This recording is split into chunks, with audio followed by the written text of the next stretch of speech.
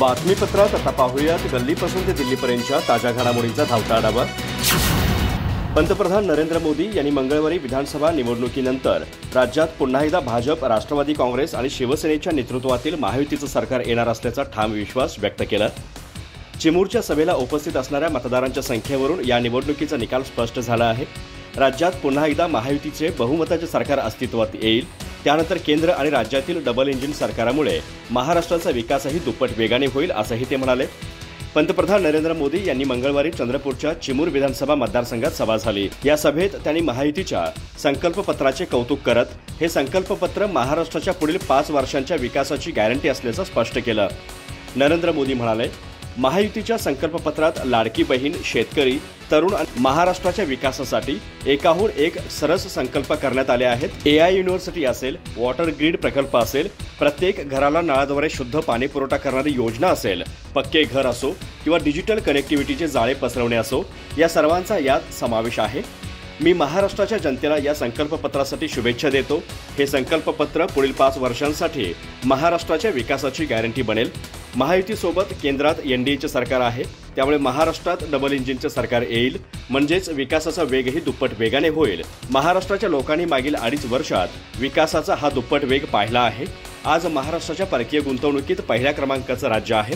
येथील विकासाच्या अनेक योजना होत आहेत। आज राज्यात जवळपास 1 डझन वंदे भारत रेल्वे धावत आहेत। राज्यातील 100हून रेल्वे स्थानकांचा कायापालट होत आहे। एवढेच नाही तर अनेक रेल्वे मार्गांचा विस्तारही होत आहे।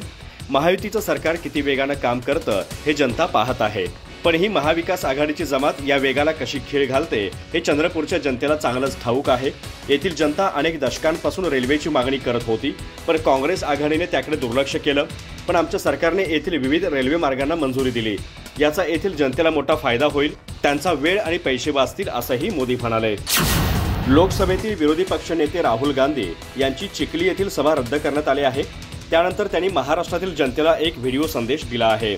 यामध्ये त्यांनी म्हटलं आहे की मी तुम्हा सर्वांची माफी मागतो। मला आज चिखलीला यायचं होतं, तेथे मला सोयाबीन उत्पादक शेतकऱ्यांना भेटायचं होतं आणि एका जाहीर सभेला संबोधित करायचं होतं, पण विमानातील तांत्रिक बिघाडामुळे मी येऊ शकलो नाही। मला माहीत आहे की महाराष्ट्रातील शेतकरी खूप अडचणींचा सामना करत आहे। भाजप सरकार सोयाबीन आणि कापूस उत्पादक शेतकऱ्यांना रास्त भाव देत नाही, पण मी तुम्हाला आश्वासित करतो की आमचे सरकार आल्यानंतर सरकार तुमची काळजी घेईल आणि तुमच्या समस्या त्वरित सोडवण्याचा प्रयत्न करेल। राहुल गांधी यांनी एक व्हिडिओ जारी करून ही माहिती दिली आणि सांगितलं की मला महाराष्ट्रातील शेतकऱ्यांची परिस्थिती समजते आणि त्यांच्या समस्या जाणून घ्यायच्या होत्या, पण विमानातील तांत्रिक बिघाडामुळे ते शेतकऱ्यांना भेटू शकत नाहीत आणि त्यासाठी त्यांनी शेतकऱ्यांची माफी मागितली।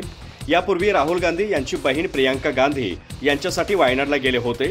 प्रियांका गांधी या वायनाडमधून काँग्रेसच्या उमेदवार आहेत। राहुल गांधी यांनी रायबरेली मतदारसंघातून लोकसभा निवडणुकीही जिंकली होती।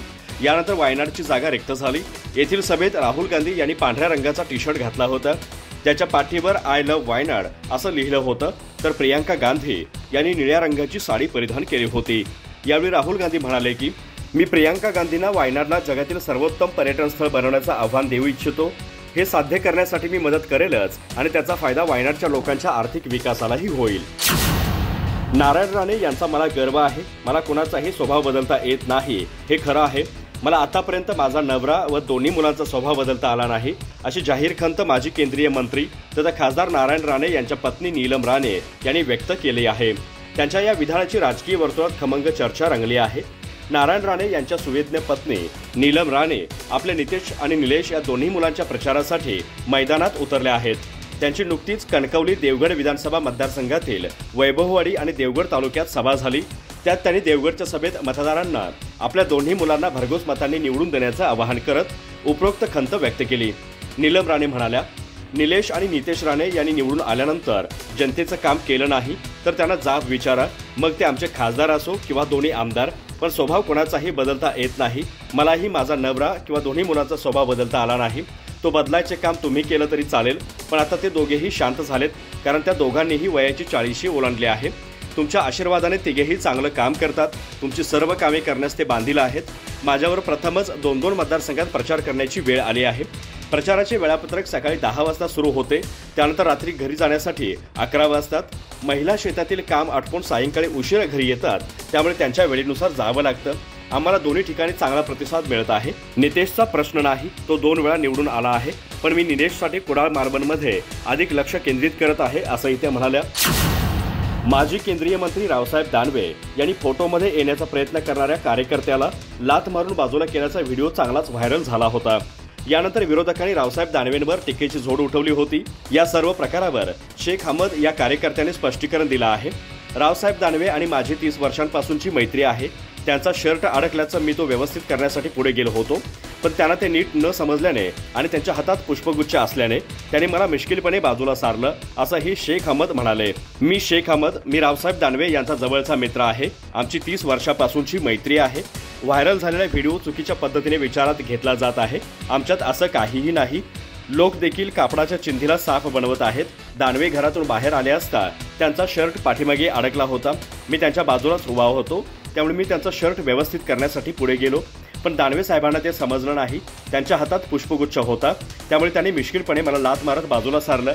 व्हायरल व्हिडिओत जे सांगत आहेत ते काहीही घडलेलं नाही असं स्पष्टीकरण अहमद शेख यांनी दिलं आहे। जालना जिल्ह्यातील पारंपरिक शत्रू असलेल्या रावसाहेब दानवे आणि अर्जुन खोतकर यांचे सोमवारी मनोमिलन झालं। भोकरदन येथील दोघांची भेट झाल्यानंतर सत्कारासाठी फोटो सेशन सुरू होतं।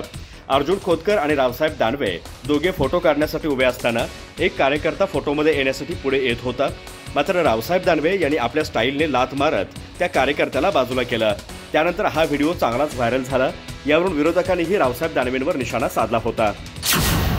लोकांना फार नकारात्मक बोललेलं आवडत नाही, जनता फार सकारात्मक विचार करत असते। आम्ही देखील एकेकाळी राणांचे समर्थन केलं आहे, पण राणा यांनी स्वतःच्या बोलण्यातून पत्नीचा पराभव करून घेतला असल्याचं उपमुख्यमंत्री अजित पवार यांनी म्हटलं आहे।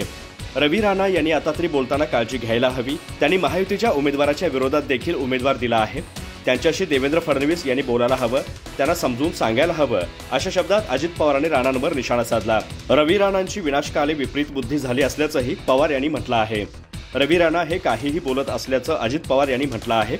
रवी राणा यांना देवेंद्र फडणवीस यांनी समजून सांगायला हवं आणि महायुतीत अंतर पडणार नाही याची काळजी घ्यायला हवी असा सल्ला देखील अजित पवार यांनी दिला आहे। त्याने आनंदराव अडसूळ यांच्या विरोधात देखील वक्तव्य केलं होतं। जनतेला नकारात्मक बोललेलं आवडत नसल्याचं अजित पवार यांनी म्हटलं आहे।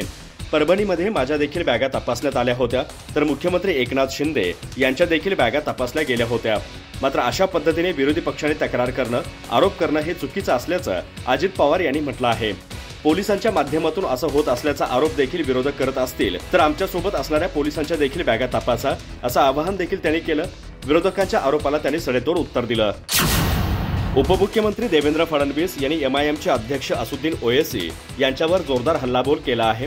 मेरे हैदराबादी भाई, उधर ही रहना, इधर को मत आना, इधर को तुम्हारा कोई काम नहीं असं म्हणत फडणवीस यांनी ओवैसीनं हैदराबादी भाषेत टोला लगावला आहे। तसेच औरंगजेबच्या मुद्द्यावरूनही असुद्दीन ओवैसींवर जोरदार टीका केली आहे। अरे सुन ले ओ ओवैसी, कुत्ता भी ना करेगा औरंगजेब की पहचान पर, अब तो तिरंगा लहराएगा पूरे पाकिस्तान पर असे फडणवीस म्हणाले। मुंबईतील मालाड मतदारसंघातील भाजपचे उमेदवार विनोद शेलार यांच्यासाठी तर जोगेश्वरी येथील विद्या ठाकूर आणि भारती लव्हेकर यांच्या प्रचारासाठी देवेंद्र फडणवीस यांच्या सभा पार पडल्या। या सभांमध्ये देवेंद्र फडणवीस यांनी MIMचे अध्यक्ष असुद्दीन ओवैसी आणि विरोधकांवर जोरदार निशाणा साधत टीका केली आहे।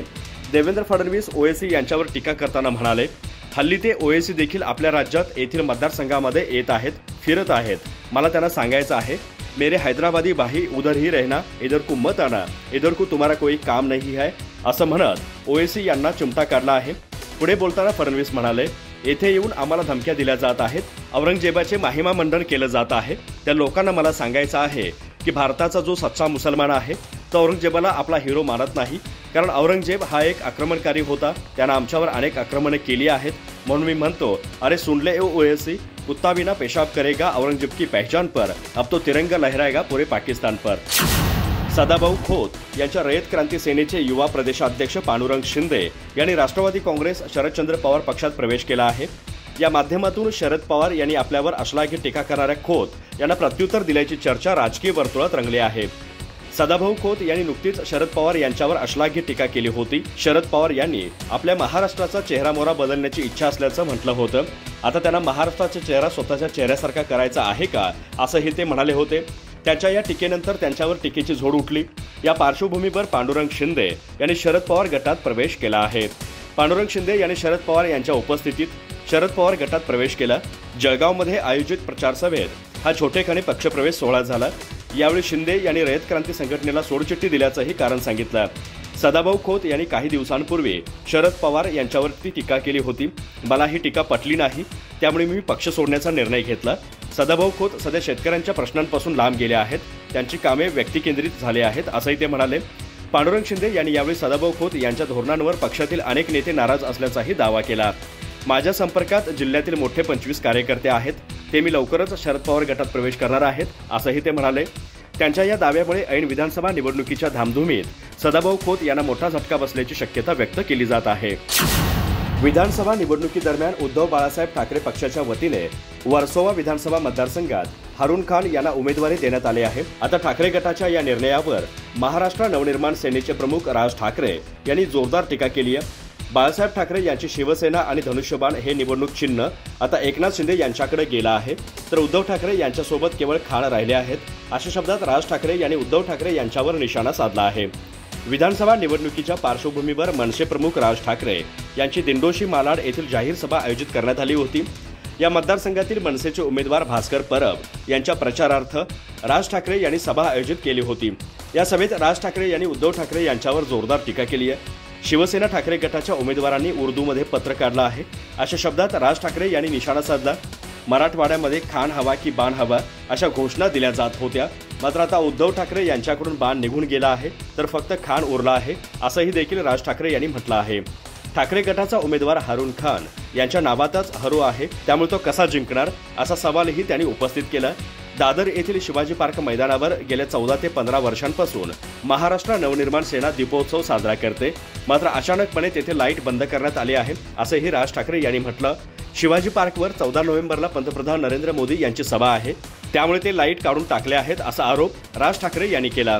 याआधी हिंदूंच्या सणावर बंदी आणली होती, त्यावेळेस महाराष्ट्र नवनिर्माण सेना पुढे आली असल्याचं राज ठाकरे यांनी म्हटलं आहे। यावेळी राज ठाकरे यांनी राहुल गांधी यांच्यावर देखील टीका केली। राहुल गांधी यांच्या डोक्यात दिवा पेटत नाही, तर उद्धव ठाकरे यांचा लाईट कमी लागतो, अशा शब्दात राज ठाकरे यांनी उद्धव ठाकरे यांच्यावरती निशाणा साधला आहे।